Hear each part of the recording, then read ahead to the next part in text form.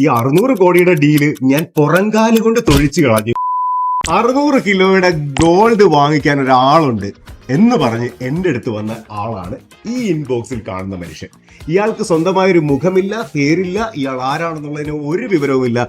ഒരു മെസ്സേജുമായിട്ട് വന്നിരിക്കുകയാണ് എൻ്റെ അടുത്ത്. അപ്പം ഈ 600 കോടിയുടെ ഡീല് ഞാൻ പുറങ്കാല് കൊണ്ട് തൊഴിച്ചു കളഞ്ഞു. അയാളെ ബ്ലോക്കും ചെയ്തു. കാരണം ഈ പണ്ട് കാലത്ത് അല്ല, ഇപ്പോഴും ഉണ്ട് ഇരുതലമൂരി, നക്ഷത്രയാമ, ഇറിഡിയം, മറ്റത് മറിച്ചത്, അമേരിക്കയിൽ നിന്ന് 1000 കോടി ഫണ്ട് വരും എന്നൊക്കെ പറഞ്ഞുള്ള തട്ടിപ്പിന്റെ വേറൊരു വേർഷനിൽ ചാടിയിരിക്കുന്ന മനുഷ്യനാണിത്.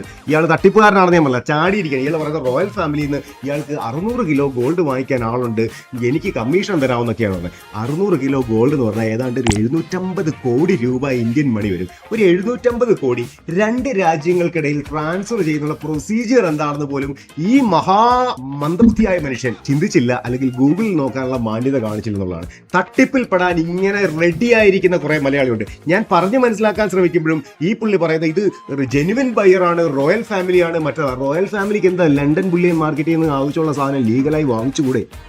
ചിന്തിക്കണം. ഇങ്ങനെയുള്ള തട്ടിപ്പുമായി നിങ്ങളുടെ അടുത്ത് പലരും വരും.